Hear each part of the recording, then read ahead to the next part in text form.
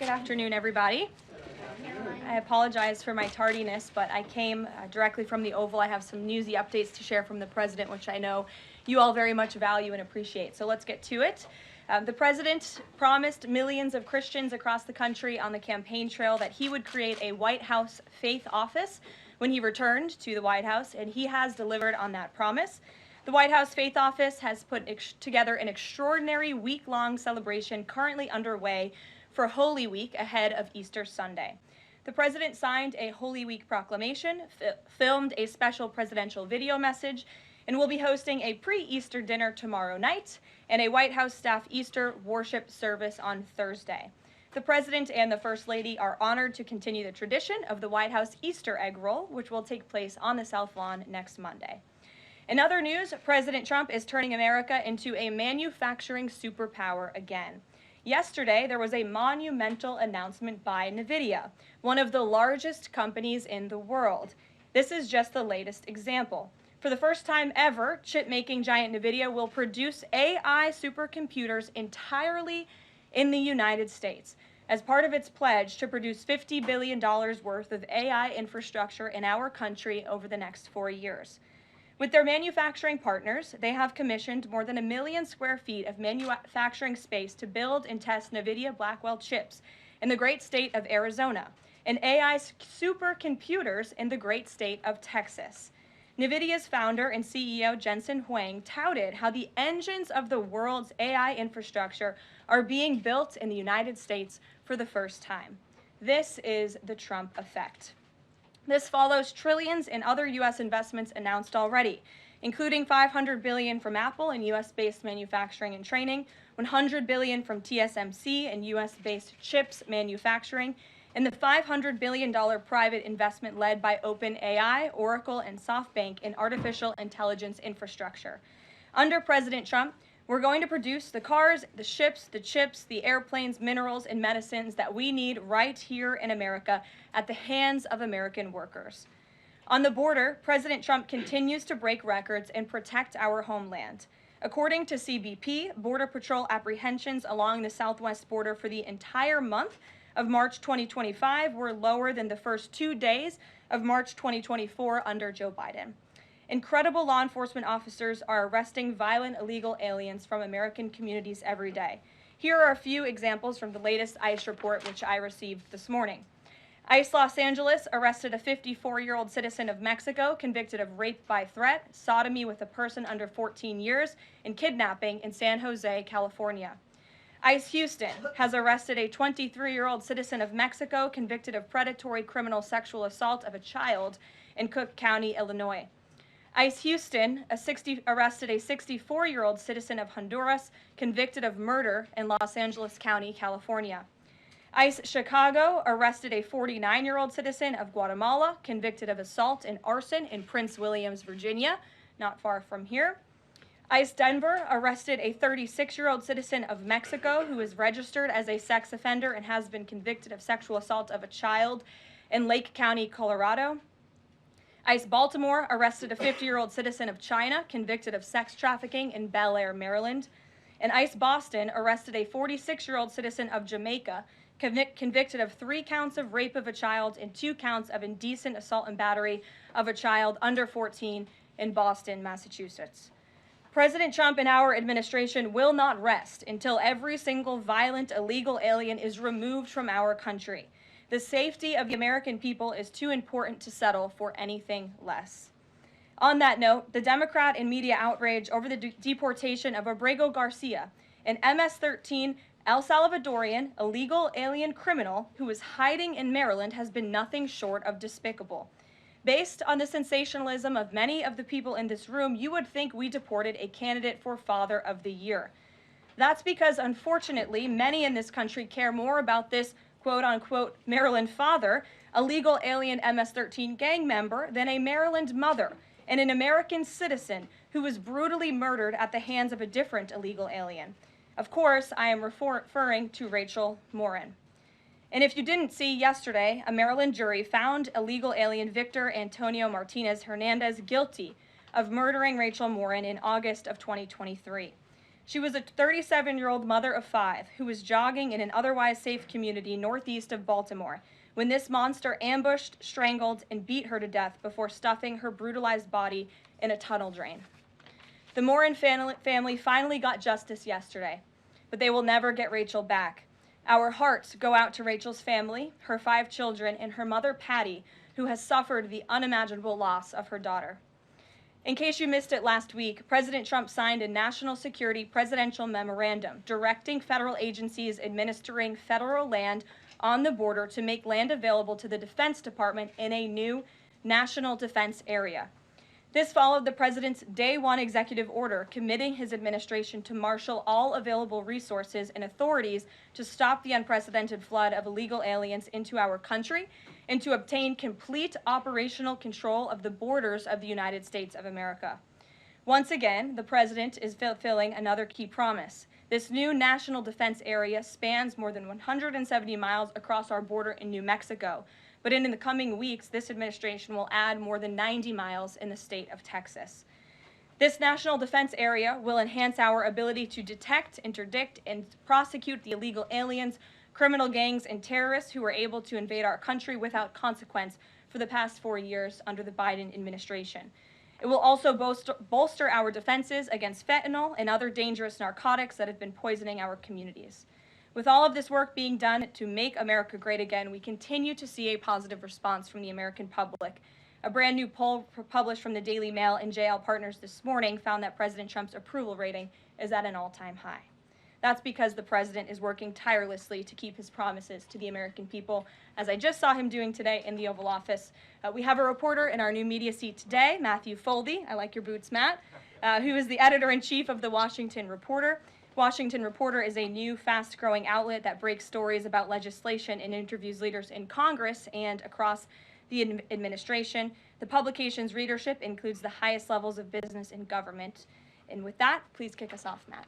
And we've interviewed you as well. So Karoline, thanks so much for having me here on behalf of our readership and the millions of Americans who I think appreciate what you're doing with the new media seat here and making this a more accessible briefing room. I'm curious with Harvard, we saw the Trump administration today announced it's cutting around $2 billion, or freezing $2 billion in funds to Harvard because the campus has serious problems with violence and with anti-Semitism.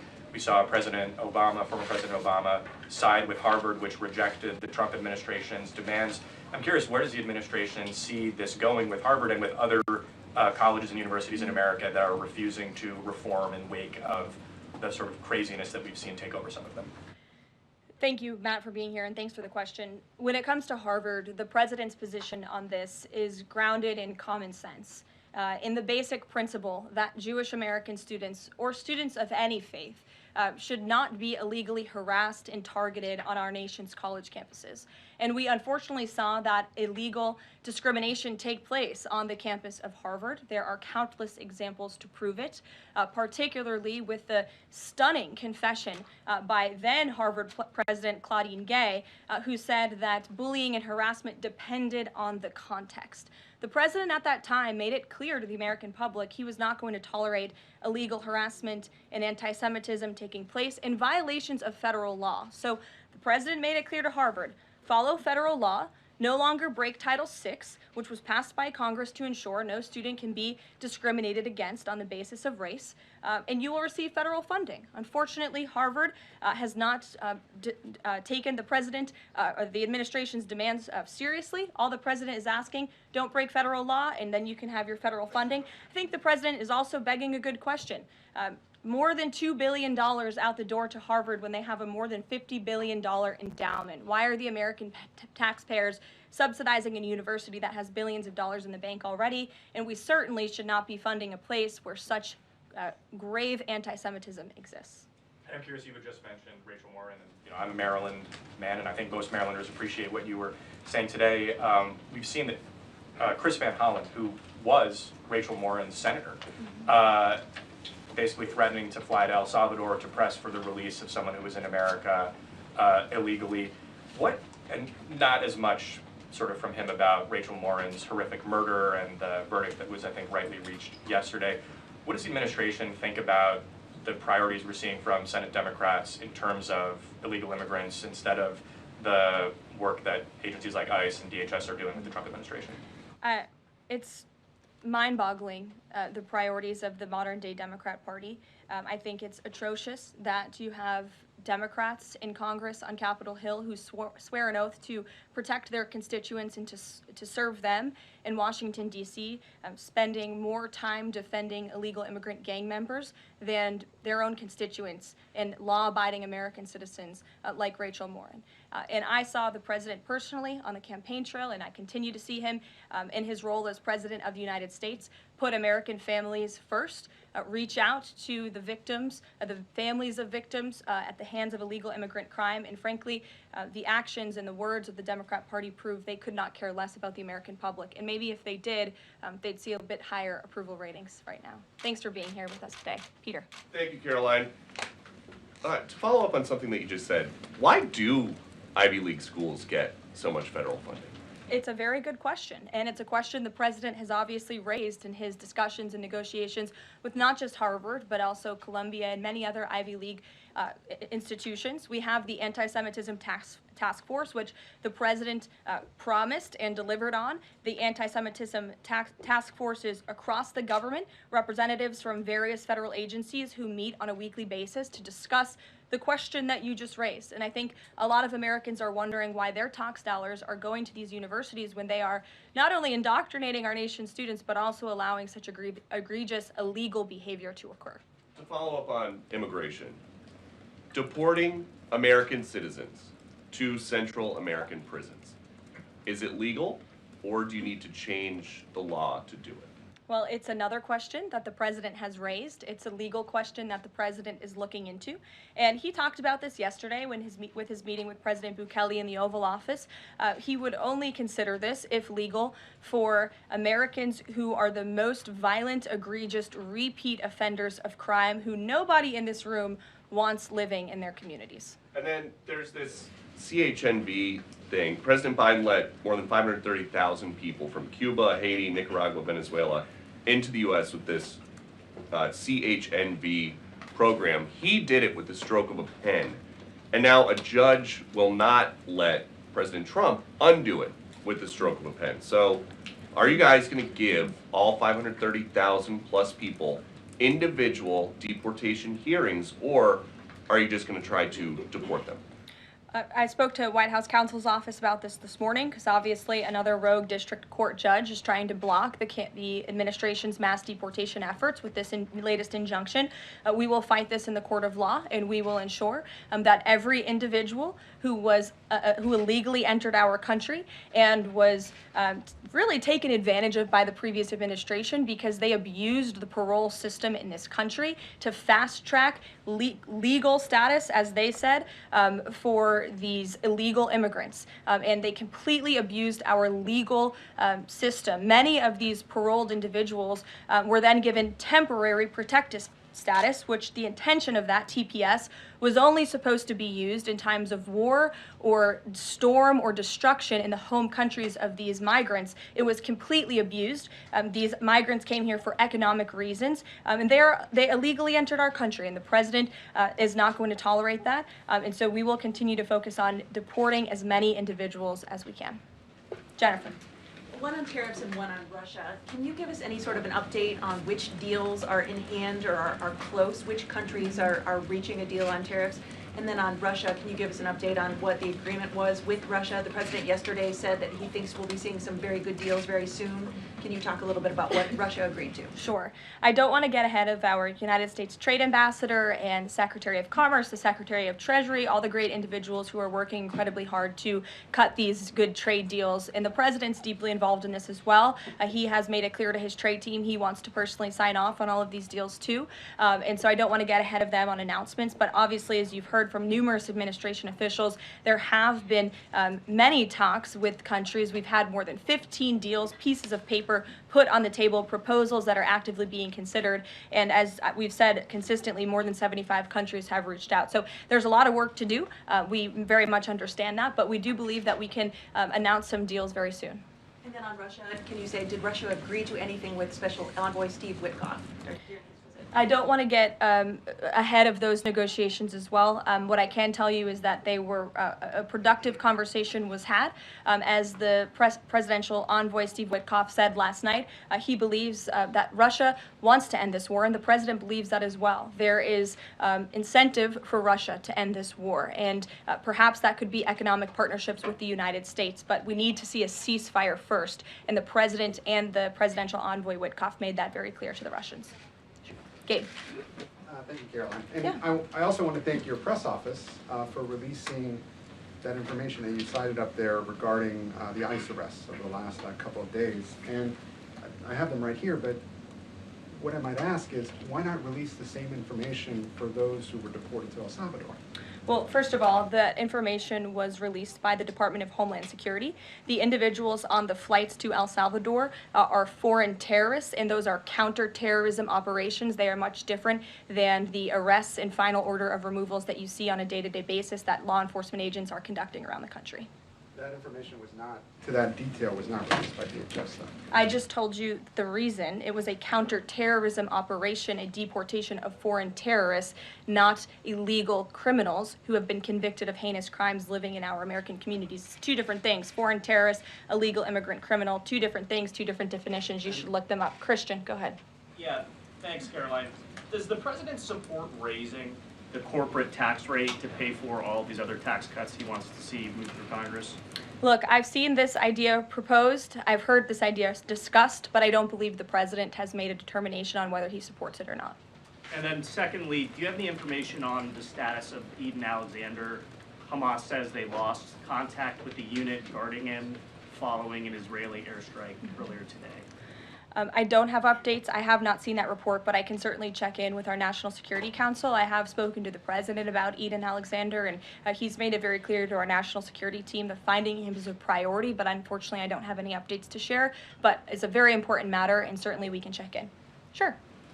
Hi. How Hi. concerned is the president that a federal judge could hold a Trump administration official in contempt of court for defying deportation orders? We are complying with all court orders. So I see what you're trying to do there with that question, but we're very confident that every action taken by this administration is within the confines of the law, and we continue to comply with the court's orders. And you have seen that, and the president made that clear yesterday in the Oval Office with President Bukele. Sure. Thanks, Caroline. Could you, just going back to El Salvador, could you just explain to us a little bit more about the legal basis on which you may be able to send US citizens to prison there? I know you said that President Trump is looking at it, but can you explain to us a little bit more about how that might be possible? We're looking at it, and when I have more for you to share, I certainly will. Sure. Still going off the El Salvador questions, yesterday in the Oval Office, administration officials made it very clear that El Salvador is responsible for Mr. Abrego Garcia, yet El Salvador's president said we're not going to do anything with him. So my question is, who is responsible for this man and where he's going to end up? Well, no. First of all, President Bukele said that he is not going to smuggle a foreign terrorist back into the United States of America, as many in this room in the Democrat Party seemingly want him to do. Abrego Garcia was a foreign terrorist. He is an MS-13 gang member. He was engaged in human trafficking. He illegally came into our country. And so deporting him back to El Salvador was always going to be the end result. There is never going to be a world in which this is an individual who's going to live a peaceful life in Maryland, because he is a foreign terrorist and a MS-13 gang member. Not only have we confirmed that, President Bukele yesterday in the Oval Office confirmed that as well. So he went back to his home country, where he will face consequences for his gang affiliation and his engagement in human trafficking. I'm not sure what is so difficult about this for everyone in the media to understand, and it's appalling, truly appalling, that there has been so much time covering this alleged human trafficker and this gang member, MS-13 gang member. It's truly striking to me. Karen. Thanks, Caroline. The president was posting on Truth Social today about helping American farmers. And last week in his cabinet meeting, he was talking about a plan to work with farmers to retain workers who are in the U.S. illegally, provided that they leave and then come back through what he said would be a legal process. Can you give details on what that would look like?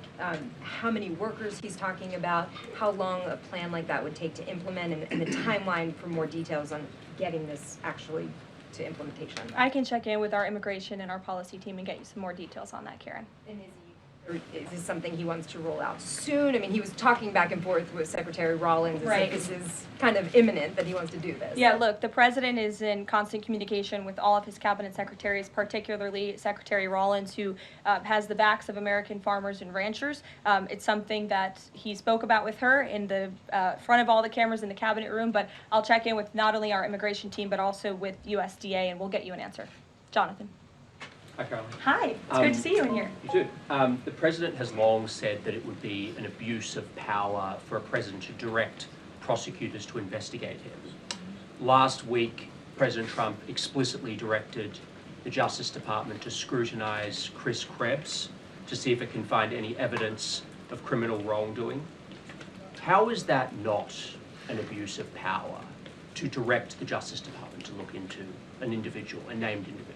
Look, the president signed that executive order. It's the position of the president in this White House that it's well within his authority to do it. Otherwise, he wouldn't have signed it. And he signed it, and that's his policy. Jeff, how you doing? Fine, thanks, Caroline. A follow-up on Harvard. The president floated on Truth Social, I believe, the possibility of removing tax-exempt status. How serious is that threat, and are there other universities he's considering? And then a follow-up question on foreign policy. Can you give us an update on what the president hopes to come from the next round of talks with Iran? Sure.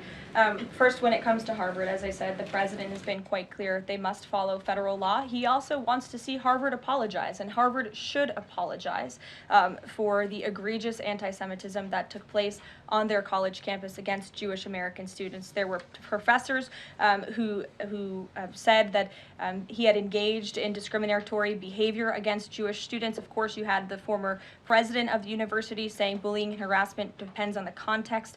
You also had an encampment on Harvard Yard that we all saw play out before the cameras. The university failed to impose formal discipline on any students for this anti-Semitic conduct violations, including the occupation of a campus building and the disruption of classes with bullhorns. The president believes Harvard should apologize to its Jewish American students for allowing such egregious behavior. As for the tax-exempt status, I would defer you to the IRS for any updates. I do want to answer your question on Iran, of course. The maximum pressure campaign on Iran continues, but as you know, the president has made it clear he wants to see dialogue and discussion with Iran while making his directive about Iran never being able to obtain a nuclear weapon quite clear. And the president spoke to the Sultan of Oman today, who helped facilitate these talks. I have a readout for all of you. He held a call with the Sultan of Oman today, and he thanked him for hosting the first direct meeting between the United States and Iran and emphasized the need for Iran to end its nuclear program through negotiations. The two leaders also discussed the United States' ongoing operations against the Houthis and emphasized that the Houthis will pay a severe price until they end their attacks on maritime traffic in the Red Sea. As you know, an additional negotiation between Steve Witkoff and Iran's representative has been scheduled for Saturday. And since these are ongoing negotiations, I have nothing more to add on that. Can I follow Iran? Sure. Oh, thank you, Caroline. When you said that the president said that Iran will never have nuclear weapon, is the focus on dismantling the entire nuclear program, or it just restricting enriched uranium or the missile program? The president does not want to see Iran have a nuclear program. He does not want Iran to obtain a nuclear weapon. He's been very clear about this. Shelby. Shelby, you have a seat today. I know, stole it. Glad to see it. Two quick ones on TikTok. First, is the president expecting to extend the TikTok ban that's now June 19th if China doesn't come to the table in time?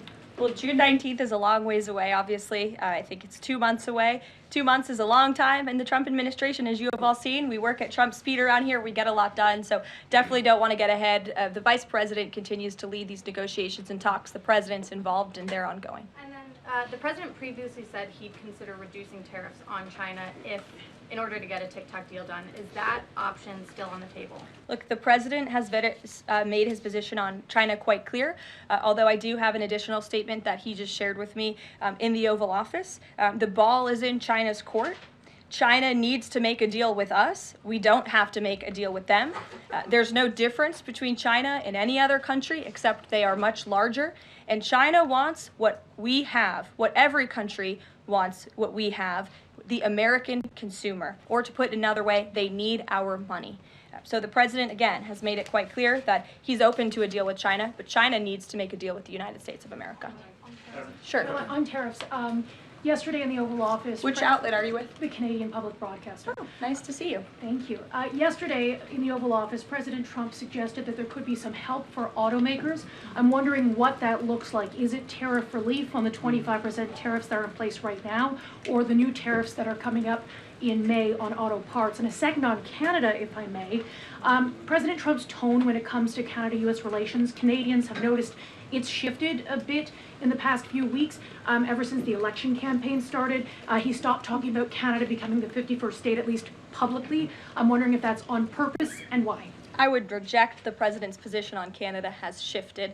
Perhaps he just hasn't been asked about Canada by questions from this group in the Oval Office, but they see him almost every day. But the president still maintains his position on Canada. The United States has been subsidizing Canada's national defense, and he believes that Canadians would benefit greatly from becoming the 51st state of the United States of America. As for autos and auto parts, I don't have anything to read out for you there, but I think the point the president was making is flexibility, and he has flexibility when it comes to negotiations and talks, but ultimately his goal in his fair trade deals that he is pursuing with many countries around the world is to put the American worker first. And we had automakers and auto workers here at the White House on Liberation Day who believe in this president and his negotiating ability to put them first and to bring those jobs back to the United States of America. And the president's been very clear about that in his conversations with the automakers as well. Deanna, go ahead. Thanks, Caroline. One on Ukraine and one on China.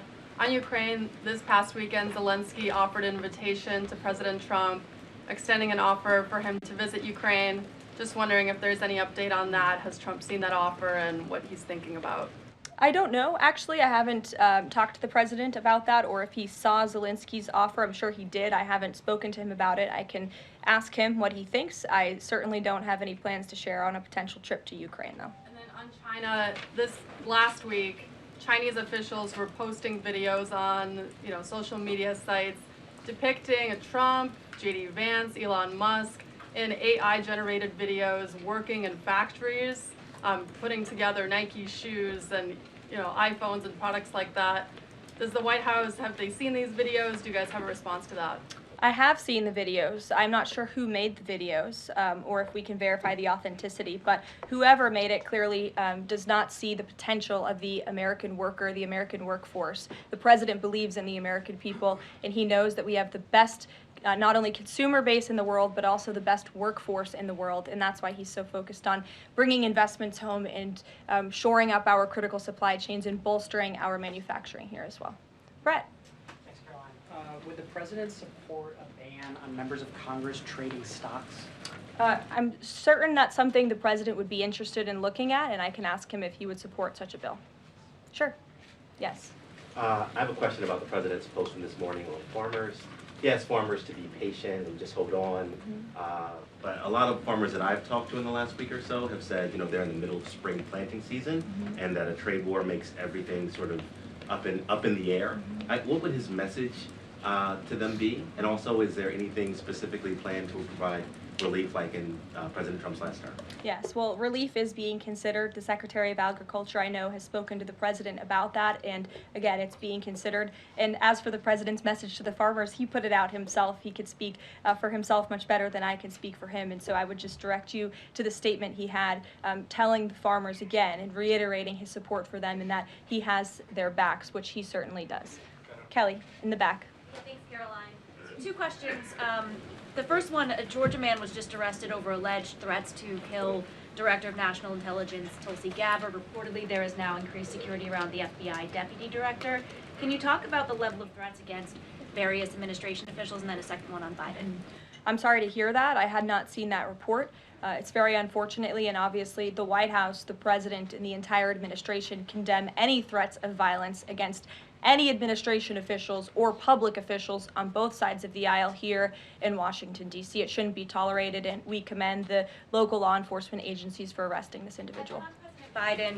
Former President Biden, he's set to deliver his first major speech since leaving office tonight. He plans to talk about what I'm told will be Social Security under the current administration, closing of offices, longer wait times, harder for seniors and people with disabilities to access earned benefits, is what Democrats have been saying today. I wanted to get the president's response, or if he plans to respond to this, and comments on what Democrats are calling cuts to Social Security. My first reaction when seeing former President Biden was speaking tonight was, I'm shocked that he is speaking at nighttime. I thought his bedtime was much earlier than his speech tonight. I understand the topic of his speech will be Social Security. Let me make it very clear ahead of former President Biden's remarks. President Trump, is absolutely certain about protecting Social Security benefits for law-abiding, tax-paying American citizens and seniors who have paid into this program. He will always protect that program. He campaigned on it, he protected it in his first term, and he's back again to continue protecting it.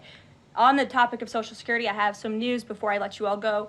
Later this afternoon, the president will be signing a presidential memorandum aimed at stopping illegal aliens and other ineligible people from obtaining Social Security Act benefits.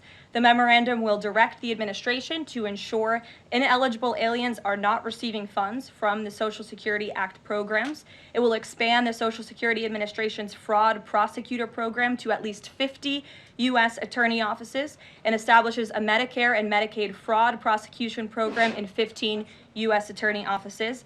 The memorandum will also require the Social Security Administration Inspector General to investigate earning reports for individuals aged 100 or older with mismatched Social Security records to combat identity theft. And the memorandum will direct the Social Security Administration to consider whether to reinstate the use of civil monetary penalties against individuals who engage in Social Security fraud, an effort that has been paused for several years.